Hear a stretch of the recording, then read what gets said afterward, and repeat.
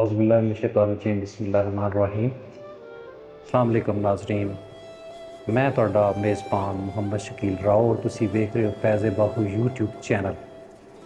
अज असी जामिया अल असरार दा पार्ट 33 तुहाडी खिदमत दे विच पेश कर रहे हैं और जिहड़ा साडा मौजू है वो वे तजल्लियात और रूहानी मकामात दा बयान।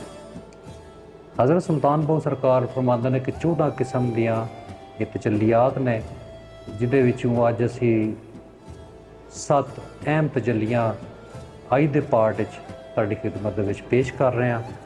और पहली तजल्ली जिहड़ी है वो वे फना फी शेख। हज़ूर बादशाह सुल्तान फरमांदे ने कि जिहड़ी शेख नाल तुहाडी मुहब्बत है, अपने मुर्शद नाल तुहाडी मुहब्बत है, वो तुहाडे इश्क दा पहला कदम हुंदा है। ते आप फरमांदे ने कि सच्चा तालब वही हुंदा है जिहड़ा इश्क दे नाल अगे वधदा जाए। साबत सिदक ते कदम घेरे ताइयों रब लभींदा हो, जिवें आप फरमांदे ने। अब्याते बाहू दे विच आप फरमांदे ने जिवें कि मुर्शद वसे सह कोहां ते मनु दिसे नेड़े हो, की होया बुत ओले होया पर वो भी वसे विच मेरे हो। आप फरमांदे ने कि जिहड़ी शेख दी मुहब्बत है, मुर्शद दी जिहड़ी मुहब्बत है, इश्क के हकीकी दा पहला जीना है। आप फरमांदे कि जिहड़ी दूसरी तजल्ली है वो वे फना फी मुहम्मद सल्लल्लाहु अलैहि वसल्लम। आप फरमांदे कि जिहड़ी ये तजल्ली है ये दिल विच आप अलैहिस्सलाम दी सच्ची मुहब्बत ते आप अलैहिस्सलाम दा जिहड़ा फैज़ है वो पैदा करता है। हज़रत सुल्तान बहु सरकार फरमांदे ने कि उसदा दिल जिंदा हो जाता है, ये शौक उसदी पहचान बन जाती है, उसदी रूह लामकानी विच चलती है तो वह हक़ुल यकीन के मकाम नूं पहुँचता है। तो हज़रत मुहम्मद सल्लल्लाहु अलैहि वसल्लम के वसीले नाल उसदी हकीकत अरश तों भी बुलंद हो जाती है। आप अलैहिस्सलाम की मुहब्बत नाल, आप अलैहिस्सलाम के वसीले नाल उसदी हकीकत जिहड़ी है अरश तों भी बुलंद हो जाती है। फिर आप फरमांदे कि जिहड़ा तीसरा मकाम है वो है फना फिल्ला, तजल्ली है फना फिल्ला। ये जिहड़ी तजल्ली है ये बंदे नूं अल्लाह दे इश्क दे विच फना कर दिंदी है। मतलब है कि वो फना फिल्ला हो जाता है। फना फिल्ला वो मकाम है फिर इत्थे बंदा नहीं रहिंदा। फिर अगे आप फरमांदे ने कि जिहड़ी चौथी तजल्ली है वो वे तजल्ली है कलब।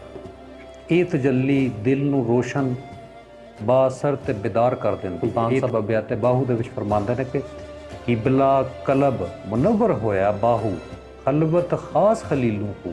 ने क्या फरमांदे ने कि जिहड़ा दिल है यही असल दे विच सिराते मुस्तकीम है। पंजवीं तजल्ली आ फरमांदे ने कि रूह, ये जिहड़ी तजल्ली है ये रूह नूं पकीज़गी, सुकून, राहत बख्शती है। सुल्तान साहब फरमांदे ने कि नफ्स मुतमिना जिक्र इलाही नाल रोशन हो जाता है और रूह रब करीम दे करम नाल पाक ते मोमन हो जाती है। अरशाद खुदाबंदी है कि ए मुहम्मद सल्लल्लाहु अलैहि वसल्लम, ये लोग तुहानूं रूह दे मुतलका सवाल करदे ने, तुसीं कह दिओ कि ये रूह मेरे रब दा हुक्म है, अमरे रब्बी है। और तजल्ली शम्स ये 6वीं तजल्ली है। सुल्तान साहब फरमांदे ने कि ये तजल्ली इश्क इलाही विच जोश पैदा कर देंदी। सुल्तान साहब एक होर जगह ते फरमांदे ने कि मुर्शद जिहड़ा वो सूरज वांगू हुंदा है, तालब जिहड़ा वो ज़रे वर्गा हुंदा है। जिवें ज़रा सूरज तो जुदा नहीं हो सकता, उवें तालब नूं भी चाहिदा कि मुर्शद दे सामने उन्होंने रहना चाहिए, उन्होंने मुर्शद के सामने रहना चाहिए।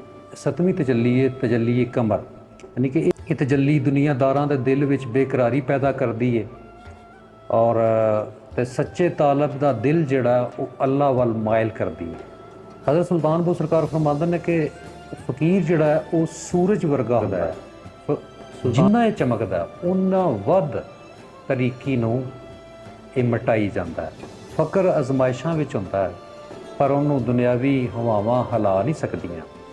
जी नाज़रीन, ये पार्ट साडा 33 सी। अज असे नहीं, अगले पार्ट असे सानू इजाज़त दिओ। बहुत शुक्रिया। खुश हो, सलामत हो। अल्लाह हाफिज़।